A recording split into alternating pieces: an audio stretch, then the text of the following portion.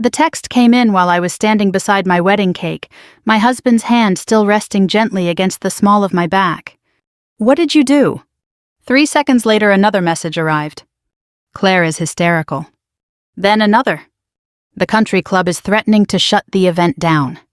I stared at the screen while soft jazz floated through the ballroom behind me. My guests were laughing quietly.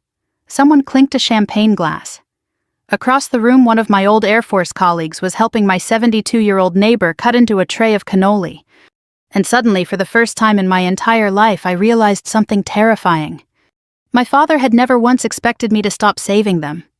Not when he forgot my birthdays during deployment, not when he skipped my promotion ceremony, not even when my own family abandoned my wedding to attend my sister's engagement party instead.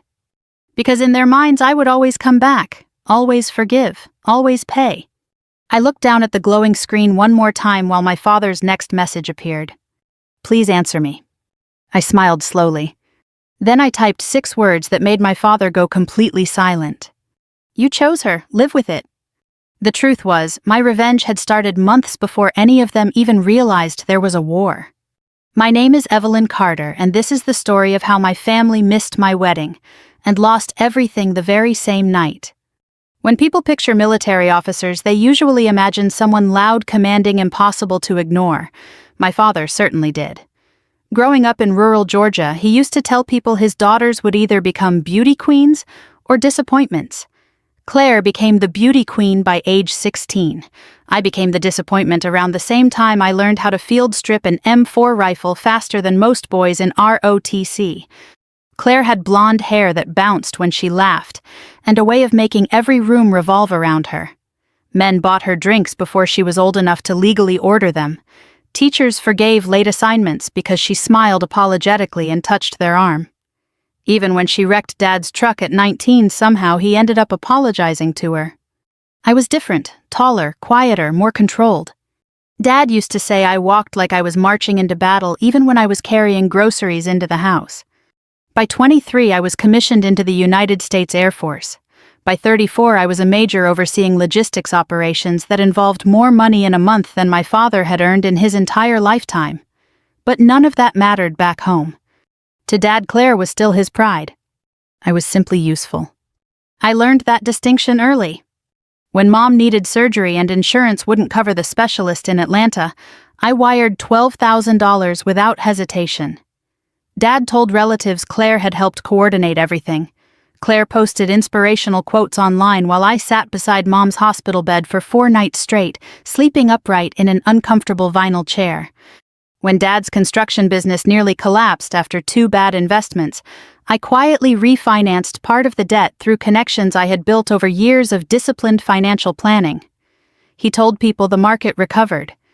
And every Christmas, every birthday, every family reunion, Claire somehow remained the center of attention, while I remained the emergency contact. Still, some stubborn part of me kept hoping things would change. Maybe that's what daughters do. Maybe we keep trying long after common sense tells us to stop. I met Daniel 2 years before the wedding at Ramstein Air Base in Germany. He was a flight surgeon with tired green eyes and the calmest voice I'd ever heard.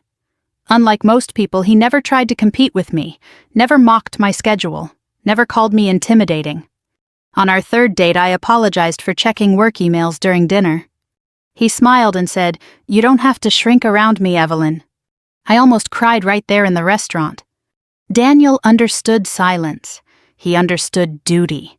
He understood the strange loneliness that comes with spending years learning how to survive impossible situations while pretending they don't affect you.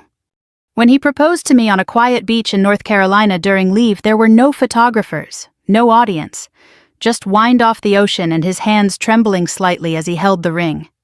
For the first time in years, I let myself believe I could build something gentle. We mailed the wedding invitations 4 months in advance because military schedules are complicated. I chose cream-colored stationery with navy lettering. Elegant, but understated. Very Daniel, very me. Mom cried when she received hers. Claire texted back 3 days later. So formal, LOL. Dad called me exactly once during the planning process. "You sure you want to do it Memorial Day weekend?" he asked. "People travel." We checked with everyone important, I replied carefully. He grunted. Seems expensive for one day. That was it. No questions about flowers, no excitement, no offer to walk me down the aisle. Just mild irritation like I'd informed him about road construction near his favorite fishing spot. Daniel noticed my expression after the call ended. He doesn't deserve you, he said quietly. I hated how badly I wanted that not to be true. 2 weeks later, Dad hosted a family barbecue at his house. The Georgia heat was brutal that afternoon, thick enough to make the air feel sticky in my lungs. Country music played from old speakers near the deck while Dad worked the grill like he was auditioning for a beer commercial. Claire arrived 40 minutes late wearing white linen pants and oversized sunglasses. Her new boyfriend Tyler followed behind her carrying a bottle of expensive champagne like a prop. Tyler came from money, real money. His family owned several car dealerships across Alabama. Dad practically glowed whenever Tyler spoke to him. Halfway through dinner, Claire tapped her wine glass dramatically. We have news, she announced. Dad immediately grinned. Tyler stood, loosened his collar, and wrapped an arm around Claire's waist. We're engaged. Everyone erupted. Mom gasped. My Aunt Linda actually started crying. Dad slapped Tyler on the back so hard I thought the man might choke on his beer. Claire lifted her left hand, showing off a diamond large enough to redirect aircraft. Then came the second bomb. We booked the engagement party already, she said excitedly. Memorial Day weekend at the Savannah Crest Country Club. My stomach tightened. That was my wedding weekend. I looked at Claire carefully, waiting for the punchline, waiting for the correction. Instead, she smiled directly at me. The venue only had that Saturday available, she said with a tiny shrug. Silence spread slowly around the table. Dad cleared his throat first. Well, he laughed awkwardly. Looks like we've got a busy weekend. Nobody defended me. Nobody even looked surprised. And in that moment, sitting beneath cheap patio lights while my father poured champagne for my sister's engagement, I finally understood something that should have been obvious years ago. They hadn't forgotten my wedding. They had simply decided it mattered less. I didn't say anything for almost 10 seconds after Claire announced the engagement party date. The entire table felt suspended in syrupy southern heat. The smell of charcoal and smoked ribs lingered in the air while cicadas screamed from the trees behind Dad's backyard fence. Everyone suddenly became very interested in their drinks. Claire, meanwhile, looked perfectly relaxed. She took a slow sip of champagne and crossed one tan leg over the other beneath the patio table, like this was all completely normal. I stared at her. You booked it on my wedding day. Her eyebrows lifted slightly behind oversized sunglasses. Oh my God, Evelyn, not everything is an attack. Dad sighed immediately, already irritated with me instead of her. Claire said the venue was limited. Our invitations already went out, I replied carefully. Tyler jumped in with an uncomfortable laugh. Honestly, we didn't even think. That's the problem, I said. Silence. Claire slowly lowered her glass onto the table. There are 2 events, she said. People can choose. Choose. The word hit harder than it should have. Because deep down I already knew exactly what would happen. Dad leaned back in his chair and wiped barbecue sauce from his fingers. Honey, your sister's older. She's been waiting a long time for this. I almost laughed out loud. Claire was 38 years old and had broken off 2 previous engagements because one man wasn't ambitious enough and the other looked tired in photographs. Meanwhile, Daniel and I had spent years building a relationship across deployments, emergency calls, and 12-hour time differences.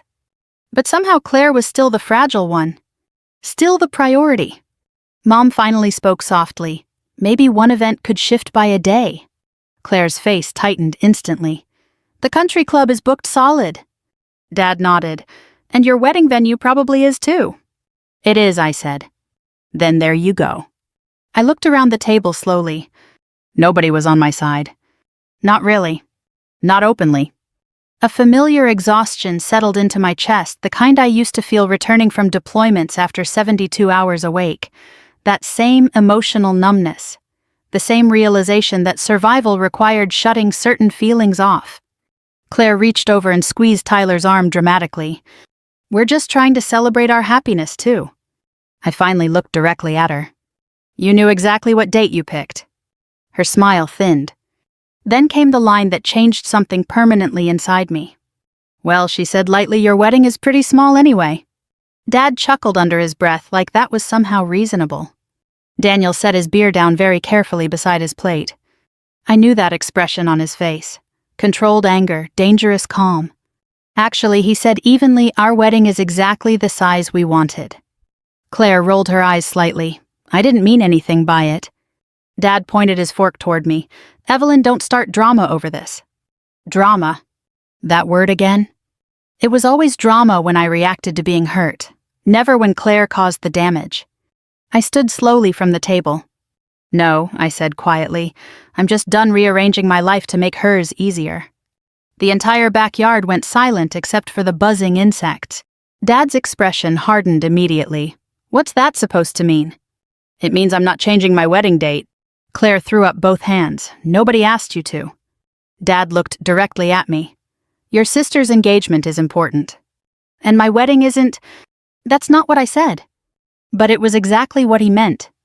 The drive home that night felt painfully quiet. Georgia pine trees blurred past the windows while humid rain clouds gathered overhead. Daniel kept one hand loosely on the steering wheel. "You okay?" I stared out the passenger window for several seconds before answering. "I think tonight finally killed something." He glanced at me briefly but didn't interrupt. "My whole life," I said softly. "I kept thinking if I worked hard enough, if I became successful enough, disciplined enough, eventually my father would look at me the way he looks at Claire." Daniel reached over and took my hand. "But he doesn't even see you," he said quietly. That hurt because it was true. Over the next several weeks, the family group chat transformed into a non-stop engagement party planning committee. Claire spammed photos of floral arrangements, champagne towers, gold-trimmed menus, and dress fittings nearly every day. Nobody mentioned my wedding anymore. Not once. Mom occasionally sent me private messages apologizing for the tension, but even she sounded exhausted by trying to keep peace between impossible people. Then the phone calls from relatives started. First Aunt Linda. "Honey," she said gently, "your father's under a lot of pressure financially right now. Claire's engagement means a lot to him." I nearly laughed. Financial pressure. If only she knew. Then Cousin Rebecca called. "Couldn't you postpone a few weeks?" she asked. "Your sister already paid deposits." So had I. Thousands of dollars worth. Non-refundable. But somehow that never mattered when the sacrifice was expected from me. A few days later, Dad called while I was reviewing logistics reports at Peterson Space Force Base. I answered because some childish part of me still hoped. "Listen," he said without greeting, "people are feeling forced to choose." I closed the office door quietly. "They are choosing. That's unfair." "No," I replied calmly. "What's unfair is pretending this happened accidentally." Dad exhaled sharply into the phone. "Your sister's finally happy." "So am I." Silence. Then came the sentence I would replay in my head for months afterward. "She needs the support more than you do." I leaned back slowly in my chair. There it was. The truth. Claire was loved because she needed things. I was neglected because I survived without them. Strong daughters became invisible eventually. I ended the call politely, but after that, something inside me became frighteningly calm. Not angry. Not emotional. Strategic. The wedding week arrived, wrapped in heavy spring humidity and dark rolling clouds over Savannah. Daniel's parents flew in from Colorado 2 days early and treated me with more warmth in 48 hours than my own father had shown in years. His mother helped steam my dress while humming softly under her breath. His father fixed loose decorations without being asked. Nobody complained. Nobody competed. It felt foreign. Almost suspicious. The night before the wedding, Mom called crying quietly from her bathroom so Dad wouldn't hear. "I'm so sorry," she whispered. I sat alone on the hotel balcony overlooking the riverfront. "Are you coming tomorrow?" Long silence. Then I heard her inhale shakily. "Your father thinks splitting attendance would embarrass Claire." The words landed softly, almost gently. But somehow that made them worse. I closed my eyes. "I understand." "Evelyn." "It's okay, Mom." But it wasn't. And we both knew it. The next morning I stood in the bridal suite wearing my military-issued posture like armor, while outside guests slowly filled the chapel seats. Or at least some seats. Not many. Rows remained painfully empty on my side of the aisle. No father, no sister, no cousins. Almost nobody from the family I had spent years protecting. Just silence and empty chairs. One of my Air Force colleagues squeezed my shoulder gently before the ceremony began. "The people who matter showed up," she whispered. I nodded politely. But as the music started and the chapel doors slowly opened, one devastating realization settled fully into my chest. My family hadn't missed my wedding because they couldn't come. They missed it because they chose not to. The chapel was beautiful in the quietest way possible.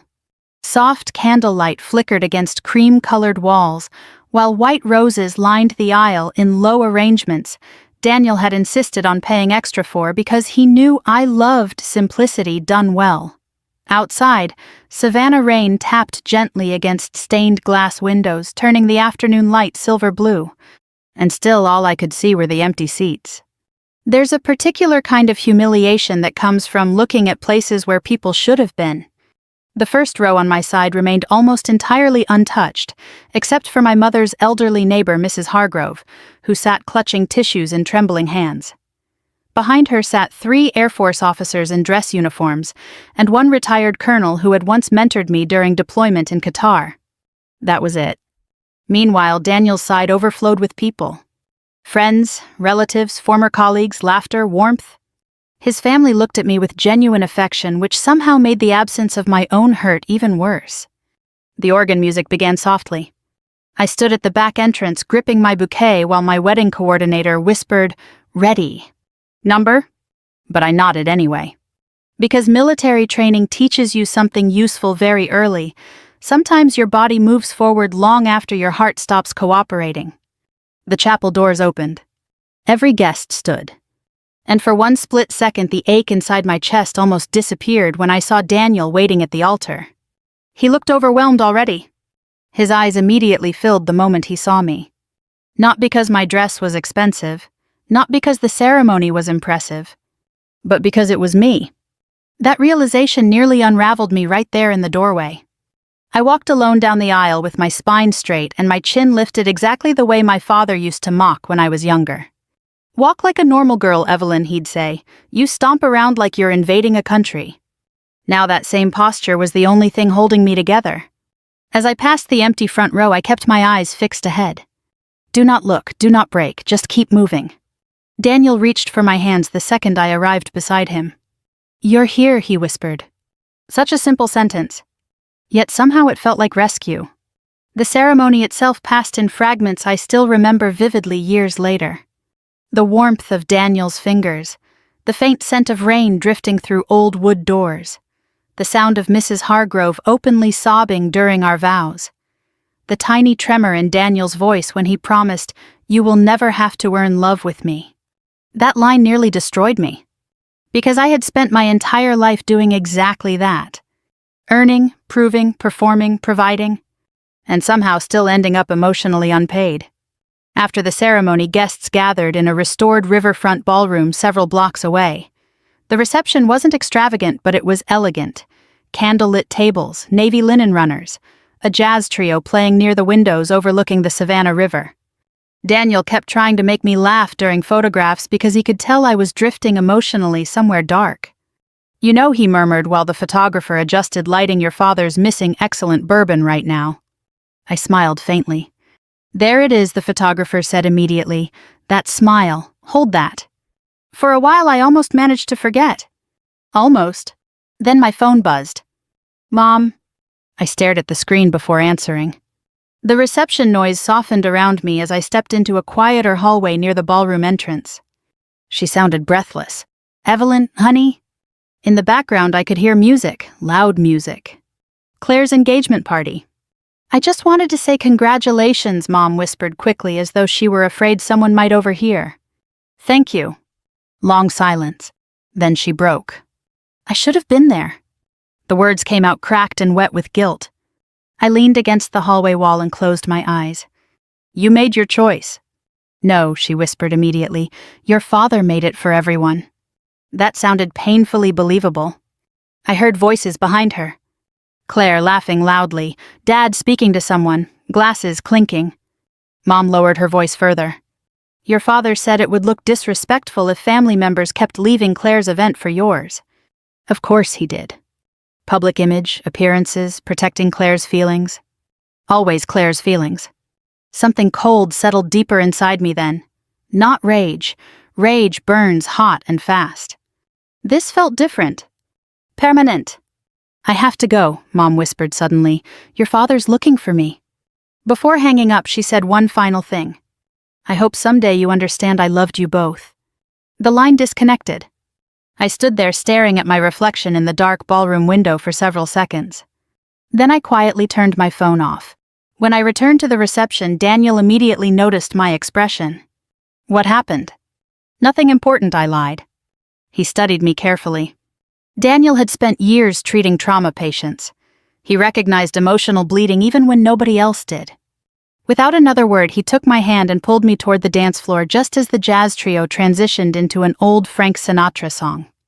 We danced slowly beneath warm amber lights while conversations blurred around us. You know what I think, he said softly. What? I think your family has spent so many years treating you like the strong one that they forgot strength still belongs to a person. I swallowed hard. My father thinks I don't need anyone. That's because he's confused dependence with love. I looked up at him. And what if he never changes? Daniel's hand tightened gently against my waist. Then he loses you. Simple. Clean. True. Hours later, the reception finally relaxed into something warm and intimate. My commanding officer gave an unexpectedly heartfelt toast that made half the room emotional. To Major Evelyn Carter, he said, raising his glass. One of the most dependable leaders I've ever worked with, and one of the most stubborn women alive. Laughter filled the ballroom. She takes care of everyone around her, he continued, so tonight it's nice seeing someone finally take care of her. People applauded softly. And suddenly I had to look away before I cried. Because strangers had spent years appreciating sacrifices my own father never even noticed. Later that evening, Daniel and I stood together beside our wedding cake, while guests gathered around holding champagne glasses. The cake was simple, 3 tiers, white buttercream, fresh flowers. Exactly what we wanted. Someone shouted for us to kiss before cutting it. Daniel laughed and leaned toward me. Then my phone vibrated. Once, twice, 3 times. I frowned slightly. Daniel glanced down. Everything okay? I don't know. I pulled the phone from my clutch and looked at the screen. Dad? What did you do? Another message appeared instantly. Claire is screaming. Then another. The country club manager says payments were canceled. Around us, guests kept smiling unaware. But something deep inside me became very still. Because finally, my family was about to learn exactly who had been holding their entire world together all these years. For several seconds, I simply stared at the messages while the ballroom noise faded into a dull blur around me. What is it? Daniel asked quietly. I looked up at him slowly. Then I smiled. Not because I was happy.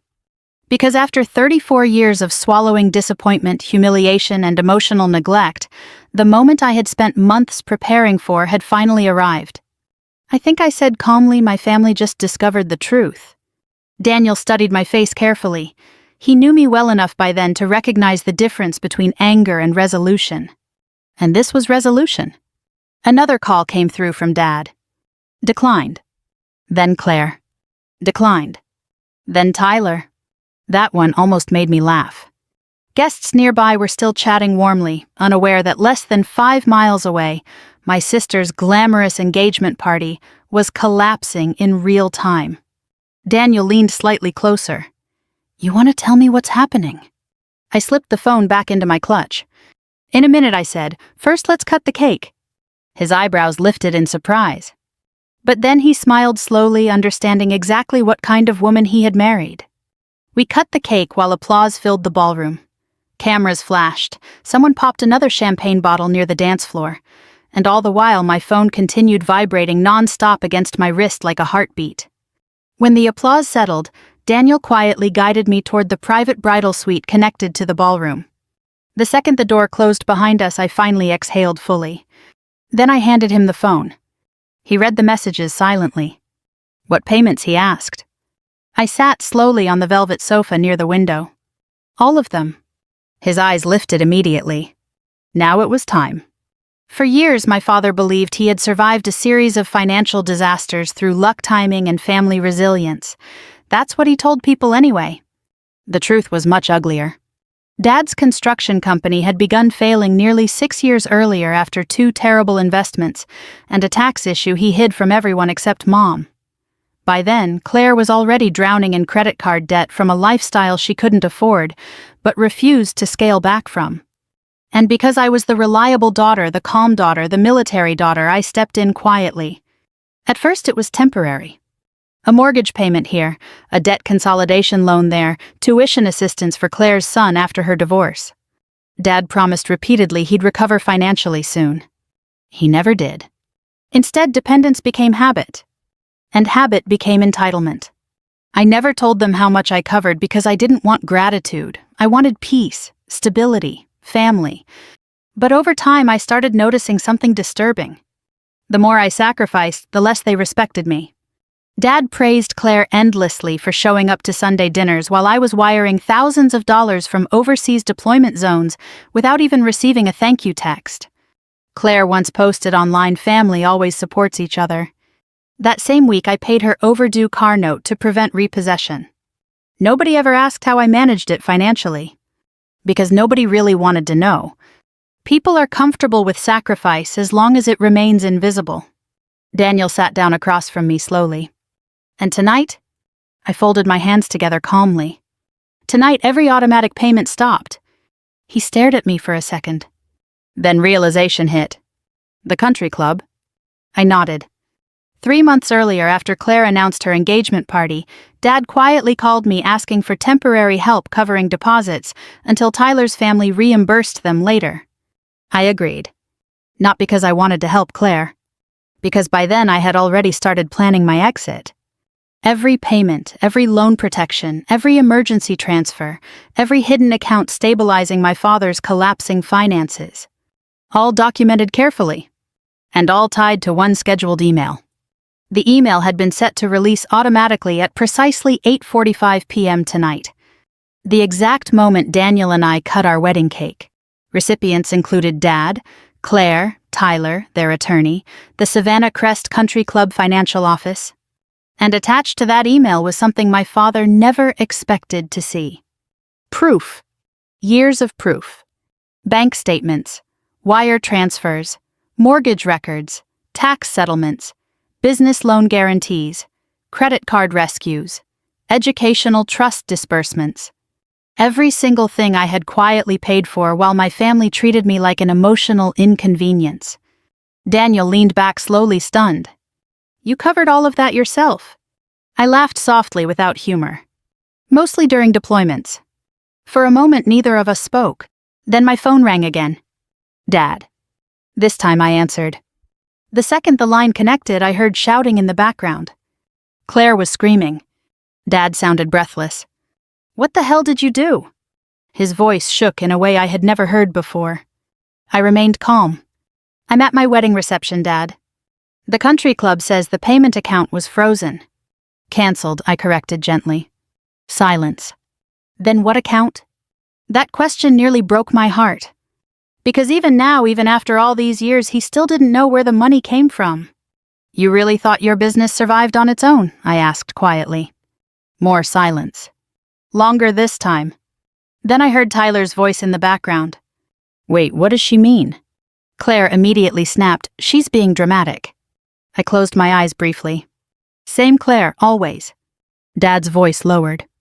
The email. Evelyn, what is all this? There it was. The moment. The exact second my father realized the daughter he ignored had been carrying the entire family on her back for years. I paid your tax lien in 2021, I said evenly. I covered the second mortgage after your refinancing failed. I paid Claire's tuition debt. I funded Jacob's private school account after her divorce. And I personally guaranteed Tyler's business expansion loan 3 months ago. Dead silence. Then Tyler again. You guaranteed what? Oops. Claire clearly hadn't told him that part. I heard muffled arguing explode between them instantly. Dad sounded suddenly smaller somehow. You were paying for everything. I stared out the rain-covered ballroom window at Savannah lights reflecting across dark water. Then I finally said the sentence I had waited years to say. You chose your favorite daughter tonight, Dad, so I stopped paying to be treated like your least favorite one. Behind him, chaos erupted completely. Claire yelling, Tyler demanding answers, voices overlapping, someone crying. And for the first time in my entire life, I felt absolutely nothing. The voicemail messages started arriving before sunrise. I woke slowly to soft gray light spilling through sheer curtains in our honeymoon suite overlooking the Gulf Coast. The waves outside rolled gently against white sand, while somewhere below seagulls cried over the water. For a few peaceful seconds I forgot everything. Then I saw my phone. 14 missed calls from Dad, 7 from Mom, 3 from Claire, 2 unknown numbers I assumed belonged to Tyler or his attorney. Daniel stirred beside me, still half asleep. You don't have to answer those, he murmured. I stared at the screen quietly. I know. And for the first time in my life, I truly understood what freedom felt like. Not revenge, not victory. Freedom. The previous night had detonated exactly the way I knew it would. After I hung up on Dad, the Savannah Crest Country Club immediately demanded full payment for Claire's engagement event once the guaranteed account tied to my financial authorization disappeared.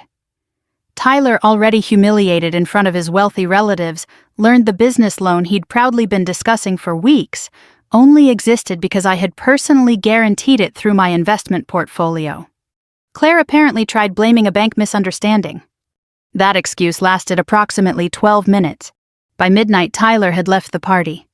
By 1 a.m, half the guests had gone home. And by sunrise, my father's carefully constructed illusion of control had completely collapsed. I listened to the first voicemail while Daniel showered. Evelyn? Dad's voice sounded exhausted. Older, somehow. Please call me back. We need to talk. Need. Not want. Not miss. Need. The second voicemail was from Mom crying softly. Your father didn't know. Honey, I swear he didn't know how much you were doing. That one almost made me laugh. Because ignorance becomes very convenient when someone else is carrying your weight. I deleted both messages. Over the next 3 days, pieces of the fallout reached me through relatives and social media. Tyler moved out of Claire's condo almost immediately after discovering her financial situation was largely fictional. Apparently, she'd spent months implying the Carter family possessed substantial wealth and long-term trust funds. Technically, they did. I was the trust fund. Dad's business creditors began calling after overdue obligations resurfaced without my emergency payments quietly buffering them anymore. The second mortgage notice arrived 2 days later. And for the first time in decades, my father had no hidden safety net. No invisible daughter fixing things behind the curtain. Daniel and I spent those days walking beaches, eating seafood at tiny waterfront restaurants, and rediscovering what calm felt like. Sometimes he'd catch me staring into space during dinner. You okay? He'd ask gently. And strangely enough, I usually was. The grief surprised me less than the relief. I had expected guilt, regret, second thoughts. Instead, I mostly felt tired. Tired in the deep spiritual way people become tired after carrying responsibilities they were never meant to hold alone. On the 4th night of our honeymoon, Mom called again. This time I answered. She sounded fragile. Your father's not doing well. I leaned against the hotel balcony railing while warm ocean wind lifted my hair. What does that mean? He hasn't slept. He keeps going through old records. Of course he was. Probably trying to understand how many years his youngest daughter had quietly protected him while he praised someone else. Mom's voice cracked. He said he thought you were just stronger. That sentence settled heavily into my chest. Because there it was again, the excuse people always use to neglect dependable women. You're stronger, you can handle it, you don't need as much. As though resilience somehow eliminates emotional hunger. I have to go, Mom. Evelyn, wait. I closed my eyes. What? He's ashamed. For a moment, neither of us spoke. Then I said the truth neither parent had ever fully understood. He should be. 3 months later, Dad's house went on the market. The same backyard where Claire announced her engagement under glowing patio lights now displayed a for sale sign near the mailbox.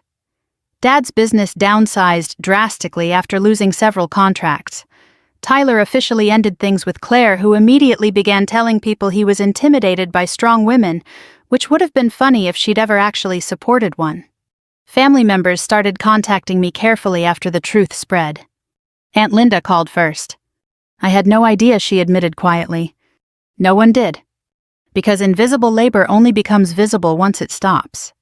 By then, Daniel and I had settled into a new home near Charleston after my reassignment. Life there felt strangely peaceful. We cooked dinner together, argued over furniture colors, fell asleep without emotional warfare hanging over every conversation. For the first time in years, I stopped waking up waiting for a family crisis. Then one rainy Thursday evening, someone knocked at our front door. I already knew who it was before opening it. Dad stood on the porch wearing an old brown jacket that suddenly looked too large on him. He appeared smaller than I remembered. Older. The confidence he carried for most of my life seemed stripped away somehow. For several seconds, neither of us spoke. Then he looked past me into the warm light of my home and quietly asked, "Can I come in?" We sat across from each other in the living room while rain tapped softly against the windows. Daniel respectfully disappeared into the kitchen, giving us privacy. Dad kept staring at his hands. "I didn't understand," he finally said. I waited. "You never acted like you needed anything." There it was. The core misunderstanding of my entire life. I folded my hands calmly in my lap. "So you assumed I didn't deserve anything either?" His eyes immediately filled. "Number." "But that's what happened." Dad swallowed hard. "I thought Claire was more fragile." I almost smiled. Fragile. Interesting word for someone who destroyed everyone around her whenever life became inconvenient. Meanwhile, I had survived deployments, emergency evacuations, sleepless operations, and years of emotional abandonment without collapsing once. Yet somehow I was the one expected to endure quietly forever. Dad's voice cracked suddenly. "Why didn't you tell us what you were doing?" That question finally broke something loose inside me. I looked directly at him. "Because I wanted a family who loved me before they knew what I could provide." He covered his face with one hand. "And for the first time in my entire life," my father cried. Not loud, not dramatic. Just the devastated, exhausted tears of a man finally forced to confront the daughter he failed to see. After several minutes, he whispered something so quietly I almost missed it.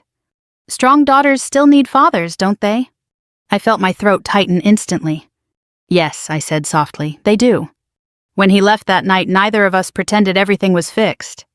Some damage survives apologies. Some grief arrives too late. But before walking out the door, Dad paused on the porch and looked back at me one last time. "I am proud of you, Evelyn." The words landed gently, tenderly. Years too late, but real. After he drove away, my phone buzzed once more. A text message from him. "I love you, I always did." I stared at the screen while rain fell quietly outside, and Daniel wrapped an arm around my shoulders from behind. Then I smiled softly, and finally let the past go. If this story touched your heart, tell me in the comments where you're watching from. And if you've ever known what it feels like to be the strong one in the family, I hope you remember this: being dependable does not mean being disposable. We share new emotional stories like this every day, so subscribe and stay with us for the next journey. My father rolled his eyes when I stepped into the courtroom, that familiar look of disappointment crossing his weathered face like it always had. But then the judge lifted his head from the papers, his eyes locking onto me. His expression froze. In a voice barely above a whisper, yet carrying through the sudden hush, he said, "Is that her?" The entire courtroom went silent. Lawyers paused mid-sentence. The clerk stopped typing. Even the bailiff shifted uncomfortably. My father's smug expression wavered for the first time in years. They had no idea who I really was or what I had carried with me into that room. They thought I was just another retired officer, a daughter finally confronting her stubborn old man. What they didn't know was that I had lived long enough, fought hard enough, and remembered everything. Every morning on the Harlan family farm in rural Iowa began the same way for decades. I rose before dawn just as my father had taught me the chill of the Midwest air, cutting through the old wooden house my great-grandfather built after World War II. The smell of strong black coffee would fill the kitchen while I checked the fences in my mind, even when I was half a world away in uniform. My late mother, God rest her soul, used to say the land had a way of holding on to people. My father, Colonel James Harlan, retired, believed it held on to duty above all else. He raised me like a soldier, not a daughter. There were no hugs after scraped knees, only push-ups. No tears allowed, only more laps around the barn. Harlans don't break, he would bark, his voice sharp as the medals pinned to his chest from Vietnam. My life wasn't one of softness. It was rhythm of orders deployments and proving myself in rooms full of men who doubted a woman could lead. I poured 32 years into the United States Army, rising to Colonel Margaret Harlan, commanding units in Iraq and Afghanistan, making decisions that kept soldiers alive, while my own family slowly drifted away. I missed birthdays, anniversaries, and the slow unraveling of my marriage. My 2 children barely knew me beyond the woman in the crisp uniform who called on holidays. All of it, I told myself, was to earn the respect of the man sitting across the courtroom, now the same man who once pinned my first lieutenant bars on my shoulders, with a nod instead of pride. That crisp October morning 2 months ago was supposed to be different. I had driven 8 hours from Washington back to the farm after my retirement ceremony, the weight of my duffel bag, nothing compared to the exhaustion in my bones.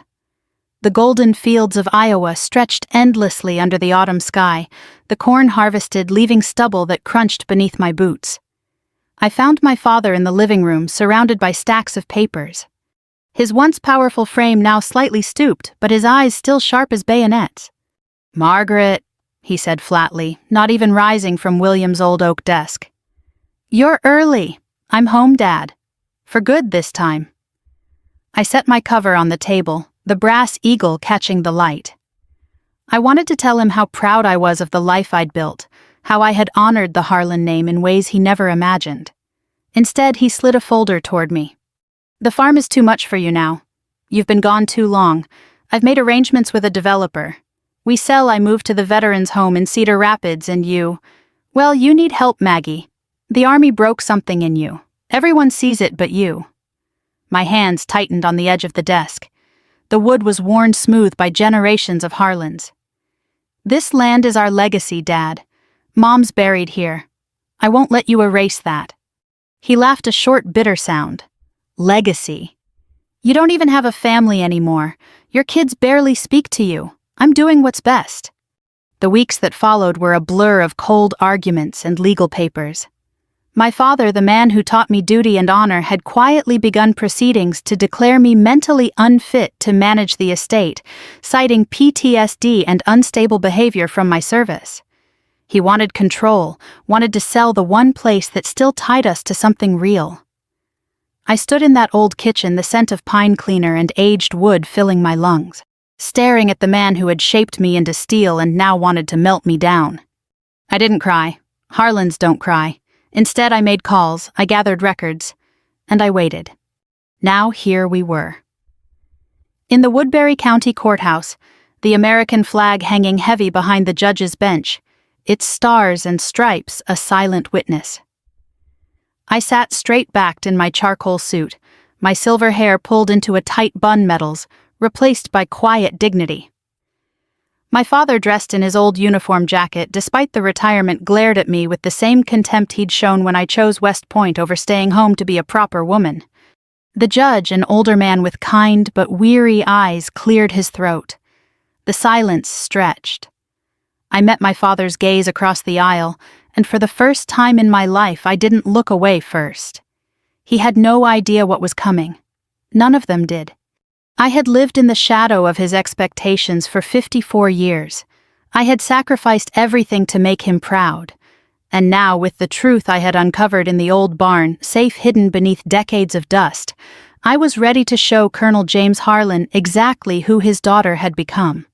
Those words from the judge hung in the air like smoke after a rifle shot, but my mind had already drifted back through the decades, pulled by the weight of my father's stare. The courtroom faded, and I was 12 years old again, standing in the freezing Iowa wind behind the barn, tears streaming down my face after I had fallen from the hayloft and broken my wrist. My father loomed over me, his shadow long and unforgiving in the late afternoon light. "Soldiers don't cry, Margaret," he snapped, his voice cutting sharper than the pain in my arm. "You want to be weak like your mother, or do you want to be a Harlan?" I bit my lip until it bled, swallowing the sobs as he made me run laps around the property until the sun disappeared behind the cornfields. That was the day I learned that love in our house was measured in endurance, not affection. My younger brother Ethan was the golden child. 2 years my junior, he had our father's broad shoulders and easy confidence. Dad pushed him just as hard, but there was pride in his voice when Ethan excelled. I was the one who had to prove I belonged. When Ethan died at 19 during a training accident at Fort Benning, a faulty parachute that never should have happened, something in my father shattered. He never spoke of it directly. Instead, he poured all his remaining expectations onto me. "You carry both your burdens and his," now he told me at the graveside, the folded flag heavy in my hands. I was 17. That night I enlisted in my heart long before I ever signed the papers. The years blurred into a relentless march. West Point, commissioning, deployments that took me from the dusty streets of Baghdad to the mountains of Afghanistan. I rose through the ranks, not because it was easy for a woman, but because I refused to give my father any reason to doubt me. I missed Ethan's would-be wedding. I missed my own daughter's first steps. My marriage to David crumbled under the weight of long absences and unspoken resentments. "You're more married to the army and to proving something to that old man than you ever were to me," he said the day he left. I didn't argue. How could I when he was right? When I finally retired 6 months ago, the farm should have been a refuge. Instead, it felt like stepping back into a battlefield I had never truly left. The old white farmhouse still smelled of polished oak gun oil and the faint trace of my mother's lavender sachets that Dad refused to throw away. The screen door creaked, the same familiar protest as I stepped inside. My father was sitting at the kitchen table, newspapers spread before him, a half-empty mug of coffee gone cold. "You're back," he said without looking up. No welcome, no hug, just that flat acknowledgement. "I'm staying, Dad. This is home," he snorted. "Home. You've been a ghost here for 30 years. Now you think you can just walk in and take over." The argument started small and grew like Iowa thunderstorms, sudden, fierce, and destructive. He criticized everything: the way I made coffee, how I left my boots by the door, my soft posture after years behind a desk instead of in the field. But beneath the petty jabs lay something darker. I began noticing missing documents, late-night phone calls, and unfamiliar cars pulling up the long gravel drive. When I confronted him, he waved me off. "You've got that look in your eyes again, Maggie, the one that says the war followed you home. The VA doctors warned me about this. PTSD, unstable. You're not fit to run this place." I stared at him, the man who had taught me to compartmentalize pain, now using my service against me. Within weeks, I learned he had hired a lawyer from Des Moines and was quietly petitioning the court to have me declared incompetent. Worse, he had been in talks with a veterans organization he helped found, one he quietly controlled, to transfer the farm's deed upon his death or incapacity. The land my great-grandfather had cleared with his own hands, where my mother planted her rose garden. Where Ethan and I had raced through the tall grass as children. He wanted to sell pieces of it to developers while funneling the rest into his legacy project, all while painting me as the broken daughter who couldn't be trusted. One cold evening after another tense dinner where neither of us spoke, I waited until he went to bed.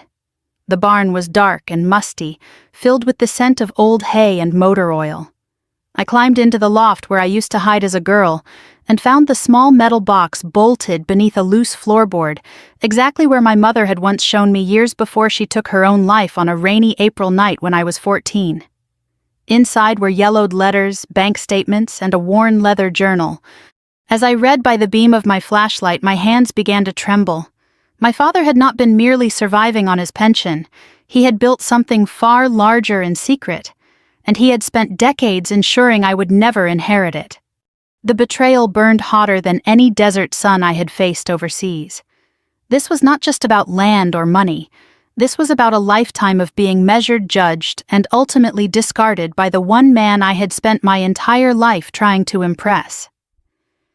In that moment, kneeling in the dust of my childhood, something shifted inside me. Colonel Margaret Harlan was no longer the obedient daughter. She was done waiting for approval that would never come. I closed the box, wiped the dust from my hands, and walked back to the house under a sky heavy with stars. My father had taught me many things: discipline, resilience, and the cost of weakness. Now I would use every lesson he had drilled into me. I would fight him with the same cold precision he had always demanded. And when the time came, he would finally understand the depth of the silence he had built between us.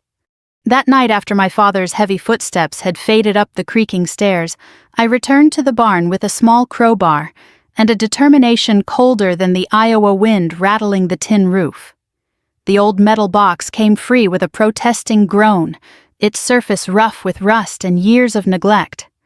I carried it to the kitchen table under the single hanging bulb, its warm yellow light casting long shadows across the worn linoleum floor. The scent of aged paper and faint gun oil rose as I lifted the lid. Inside lay the hidden life of Colonel James Harlan, a man far more calculating than the gruff, pension-dependent father he pretended to be. Page after page revealed a meticulously built empire. Bank statements from accounts I had never known existed showed investments in defense contracting firms' land holdings across the Midwest, and even shares in a private security company founded by old Vietnam comrades. The numbers made my military pension look like pocket change. For decades, while he lectured me about duty and sacrifice, he had quietly turned his military connections into substantial wealth. There were letters from generals and senators thanking him for discreet assistance on procurement deals. He had been pulling strings from the shadows long after his uniform came off. But the deepest cut came from a sealed envelope addressed to me in his precise slanted handwriting. My hands shook slightly as I unfolded the pages dated 5 years earlier, never sent. Margaret, if you're reading this, I'm gone, or you've gone digging where you shouldn't. You always were too stubborn for your own good. I built this for the Harlan name, not for weakness. Your service was adequate, but a woman commanding men in combat was always a risk I tried to mitigate. A quiet word here, a delayed promotion there, it was for your own protection as much as the Army's. Ethan would have carried the legacy properly. You fight like a Harlan, but you feel too much just like your mother. The words blurred. I had suspected, but seeing it in his handwriting drove the knife deeper. He had sabotaged me. The promotion I lost to a less qualified officer in 2012, the command position that mysteriously went to someone else in Afghanistan, his doing. All while I was thousands of miles away trying to earn his respect through blood and sweat. Deeper in the box were hospital records and a private investigator's report. My mother hadn't died in a simple accident, as he had always claimed. She had taken her own life after years of emotional isolation and verbal cruelty.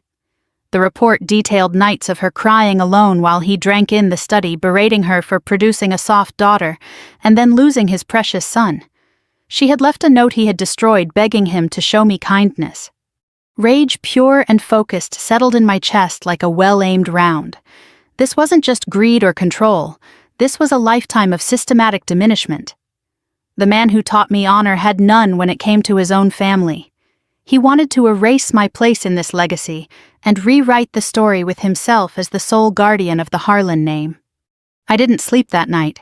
Instead, I photographed every document with my secure phone, then carefully returned the originals. By dawn, as the first light painted the frost-covered fields in soft gold, I was on the phone with Captain Rebecca Torres, my former JAG officer and one of the few people I still trusted completely. "Colonel Harlan," she said, her voice sharp, even at 6 a.m. "This is heavy: financial manipulation, undue influence, possible elder fraud on his part. And those blocked promotions border on illegal command influence. I know some people. We can build a case." Over the following weeks, I moved carefully, like planning a complex operation. I met with a respected estate lawyer in Des Moines, a man who had served in the same theater as my father.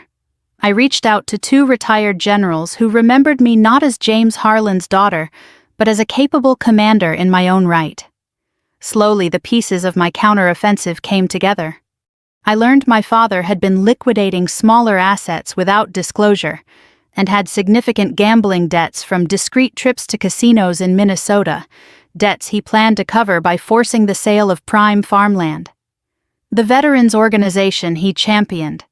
It was little more than a shell that would funnel proceeds back into his personal accounts, while he played the role of noble patriot. Every revelation hardened my resolve. I sat on the old wooden porch one evening wrapped in my mother's faded quilt, the scent of wood smoke from the neighbor's chimney drifting on the air.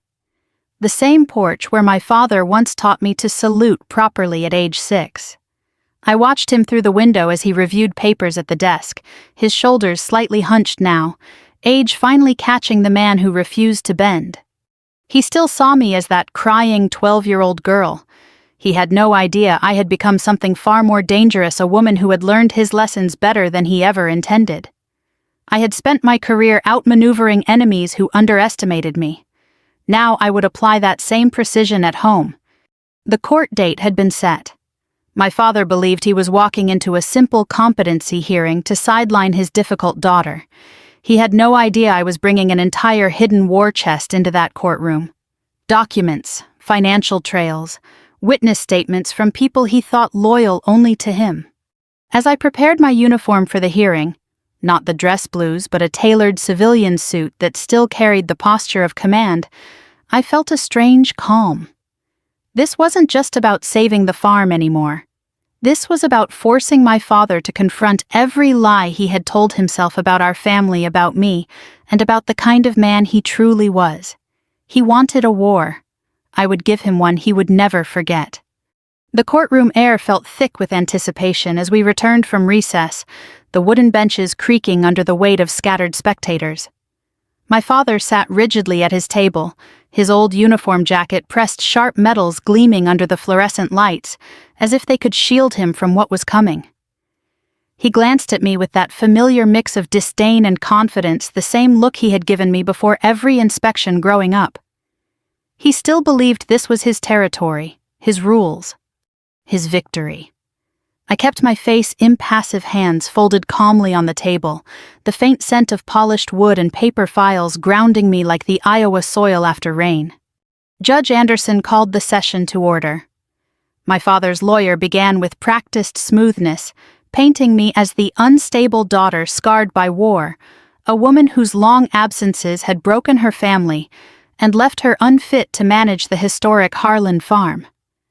Colonel Harlan Sr. has only his daughter's best interests at heart, the lawyer claimed. This is about protecting the family legacy. I rose slowly when it was my turn, every movement deliberate, the way I had entered briefing rooms in Kandahar. Rebecca Torres stood beside me, but this moment was mine. I placed a thick binder on the bench and met the judge's eyes. Your Honor, my father taught me honor, duty, and truth. Today I bring all 3. One by one I presented the documents, financial records showing secret accounts, proof of unauthorized land sales, the investigator's report on my mother's death, and finally copies of the letters where he admitted interfering with my career. The courtroom grew deathly quiet. My father's face drained of color as I read aloud from the unsent letter, my voice steady but carrying the weight of every sacrificed year. You fight like a Harlan, but you feel too much, just like your mother. Those are your words, Dad, written in your own hand. While I was leading troops under fire, you were pulling strings to keep me from advancing. While I was earning these, I touched the spot where my ribbons would have been. You were planning to erase me from our family's story. James Harlan rose halfway from his chair, his hand trembling. Margaret, that's enough. You're twisting things. I protected this family. Protected. My voice cracked for the first time, not from weakness, but from the raw surge of decades of pain.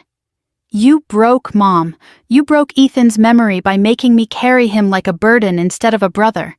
And you tried to break me, all so you could control the narrative of the great Colonel Harlan. The judge called for order, but the dam had broken. My father's lawyer tried to object, but the evidence was overwhelming. I continued laying out how I had already quietly purchased the notes on the smaller parcels he tried to sell, and secured liens on the rest. The farm wasn't going anywhere without my consent. Then I delivered the final blow. I will not sell our land to developers. Instead, I am establishing the Harlan Veterans Healing Ranch on the full 200 acres.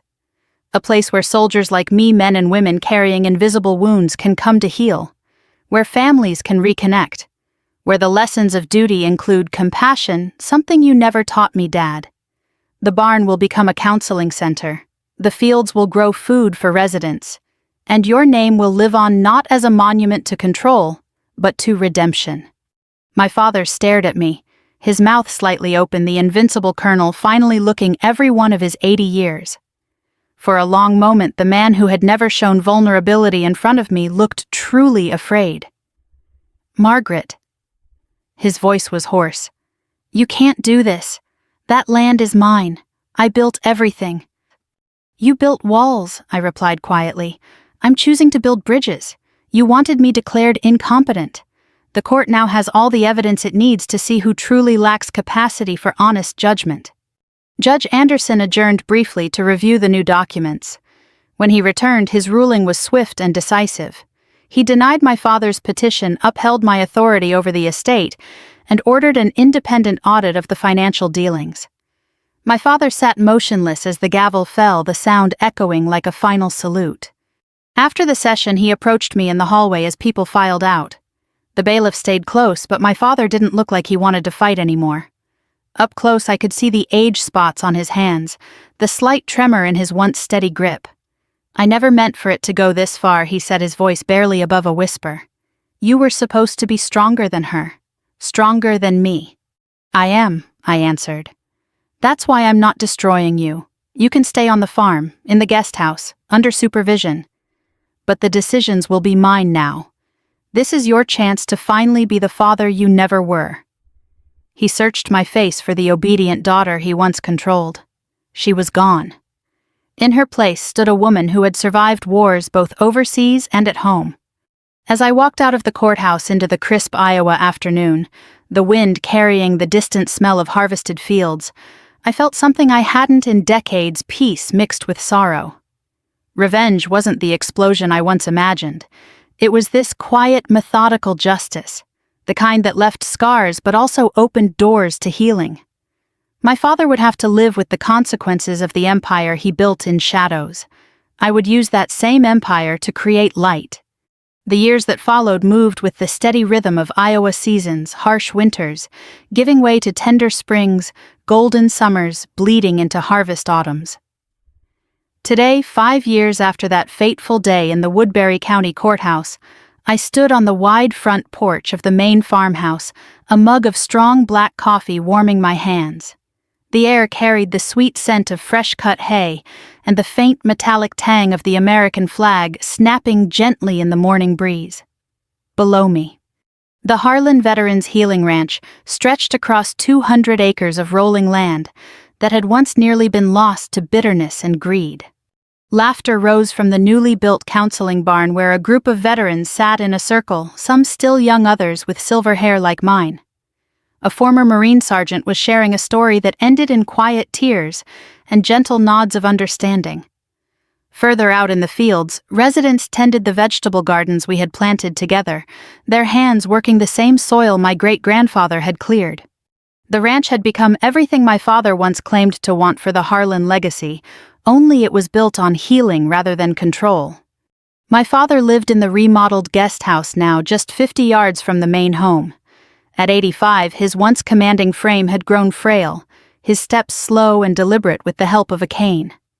The court-mandated supervision had evolved into something quieter, almost gentle. He spent his days sitting on his small porch, watching the activity with a mixture of pride and quiet regret. We rarely spoke of the past in direct terms. Some wounds run too deep for easy words.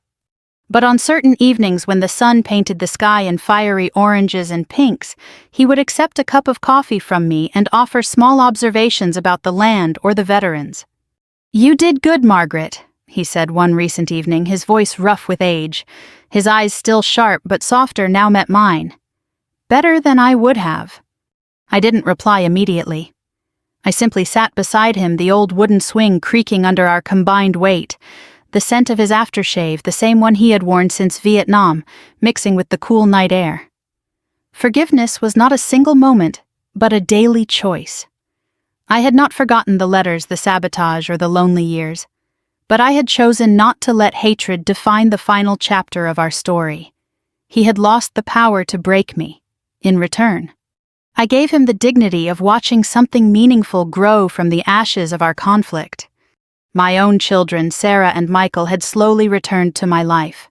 At first their visits were cautious, filled with years of resentment for my long absences. But watching me build this place, seeing their mother not as the distant officer but as a woman fighting for something bigger, had begun to bridge the gap. Last month, Sarah brought her 2 young boys to spend the summer. I taught them to fish in the same pond where Ethan and I once played. Michael, now an Army captain himself, saluted me properly during his last visit, something my father had never done. The ranch had grown beyond our small corner of Iowa. We now partnered with VA hospitals across the Midwest, offering programs that combined traditional therapy with the honest work of the land. Men and women who arrived broken found purpose again, planting seeds, caring for horses, or simply sitting on the porch, listening to the wind through the corn. Many told me the place saved them. In truth, building it had saved me. One crisp morning last week, I walked the familiar path to the family cemetery at the edge of the property. My mother's simple headstone sat beside Ethan's. I placed fresh wildflowers on both the purple petals, bright against the gray granite. "I finally understand," I whispered to them. "Honor isn't just about standing tall in uniform. It's about standing up when it matters most at home." As I turned back toward the house, I saw my father watching me from his porch. He raised a hand in a slow, deliberate wave, the closest thing to approval I had ever received from him. I waved back. The circle, jagged and painful as it had been, was finally closing. Standing here now, looking out over land that had witnessed 4 generations of Harlans, I realized that revenge, true revenge, was never about destruction. It was about taking back the power to write the ending. My father tried to erase me. Instead, I rewrote our legacy into something that would outlast both of us. The sun climbed higher, warming my face. In the distance, children's laughter mingled with the serious conversations of veterans finding their way home. This was victory, not the kind celebrated with parades and medals, but the quiet, enduring kind that touches lives long after the courtroom drama fades. If my story has touched something in you, I want you to know you are not alone. Whether you are a parent who feels betrayed by your children, a child carrying the weight of a difficult father, or a veteran still fighting battles, no one else can see there is strength in choosing truth over silence and purpose over pain. What would you have done in my place? Have you ever had to fight for your dignity within your own family? I would love to hear your stories in the comments below. Tell me which city or town you're watching from today. Your words remind me that these lessons travel far beyond the Iowa fields.